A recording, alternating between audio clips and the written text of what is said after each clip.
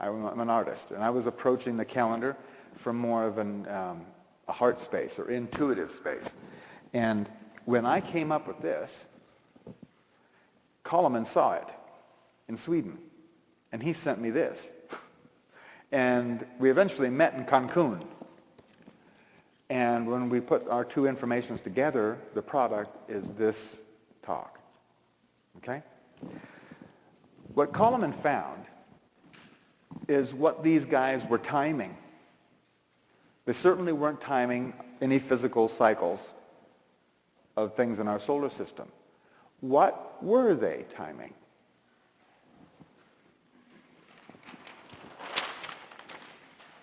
Okay.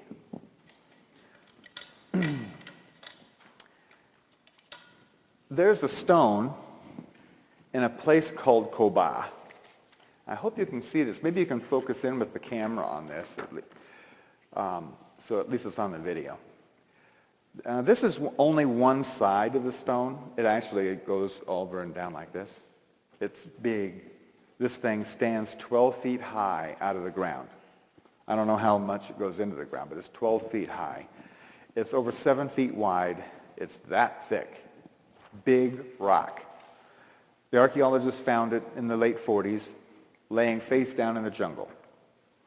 And when they stood it up, it had all these carvings all over it, all these Mayan dates, and a king who stands right here. But all of these dates have to do with the Tune calendar. It's numbers of those cycles, okay? Numbers of times those cycles have happened. And it's big, big numbers. We'll be talking about it in a minute. When the stone was first stood up, the archaeologists did a rubbing of, a charcoal rubbing. And it's a good thing they did, because when the stone dried out from having laid in the jungle for so long, it just, you can't read it now. Madeline and I have been there. We stood right by the stone. I kissed the stone. I really did. And you can't read anything on it. In fact, when it was first rubbed, the archaeologists didn't know what it meant either. But since we have then translated the writing, and now we can read it with the aid of computers, you can read it just like a newspaper. And what that stone says is the structure of the Mayan calendar. The Mayan calendar is in 9 different levels. Okay, does that look like a pyramid to you? That's good. That's why all those pyramids down there are all 9 levels. Because those big structures that the Maya built out of stone were ceremonial centers to approximate or to show people the progression up this ladder or up these steps. I'm going to write bigger. It also shows that each one of these levels is subdivided into 13 individual sections.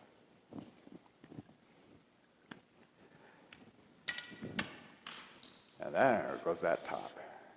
1, 2, 3, 4, 5, 6, 7. On the Mayan calendar, there are 7 periods of light in each one of these levels. There's 7 periods of light. And there's 6 periods of dark. 7 days and 6 nights to each level of creation. Where have we heard that before? Genesis? As a matter of fact, the Mesopotamians and the Sumerians, the first people to write, wrote in cuneiform form on clay tablets that each level of creation had 7 days and 6 nights. So the Maya weren't the first people to have this information. There were other civilizations earlier. But the Maya were the most recent ancient civilization. They left the freshest tracks, which is why Coleman and I have picked up on it. Okay? The days, each day is a period of enlightenment or increase in consciousness.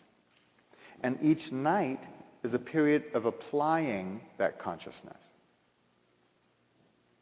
You've done that all your life. You've learned something new and then went out and applied it, haven't you? You get all excited about something you just learned, and then you run out and you do it. Interesting, during that application, sometimes you learn what you didn't already know. These are called mistakes. Where you go out, you get all excited, and you learn about it. Remember, guys, when we first learned about hammer, wood, and nails? And how to put things together. You just pounding boards together. And you, bam! Ow! Now you know something more than you did before. We'll see that sometimes during this application stage, there's things that look like mistakes. But it's all part of the learning process, isn't it? So this very first cycle that was carved some 2,500 years ago on this rock started 16.4 billion, that's billion with a B, billion years ago. This is why this information hasn't been studied by the archaeologists.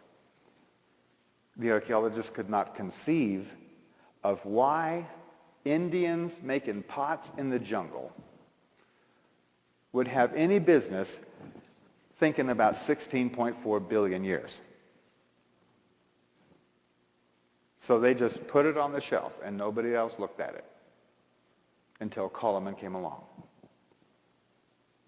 In fact, when this stone was unearthed, the astronomers, the guys that was looking out into the galaxies, they had postulated that the universe, the Big Bang, happened somewhere between 20 and 10 billion years ago.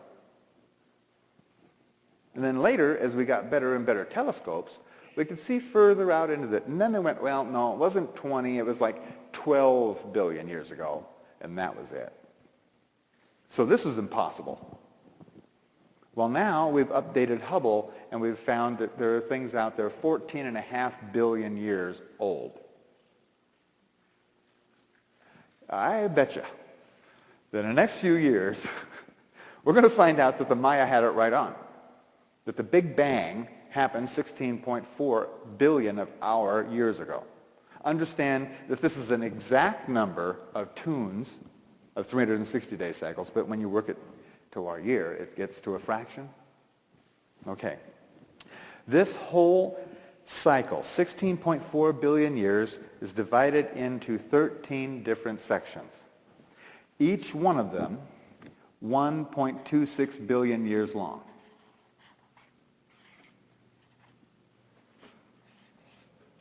So a day in this cycle was 1.25 billion years. And each night lasted for 1.25 billion years. Okay? Each one of these has a particular intention in creation. We won't go into that right now, but each one of them has a particular intention. And it's followed all these intentions all the way across. This cycle has a name for its product, what it produced. It's called the cellular cycle because way over here at the very, very end, in this last section, in the seventh day, what happened 1.26 billion years ago is the first live cell on this planet. Now, up until that time, consciousness was very busy. Consciousness was busy creating or doing business. It had a particular mode by which it was operating. And it was operating in the mode of action, reaction. I'll just abbreviate it here. But action, reaction was this whole cycle. Chemical, gravitational, frictional, all of the physical laws that we understand and still use today, all of those things were established from the Big Bang forward.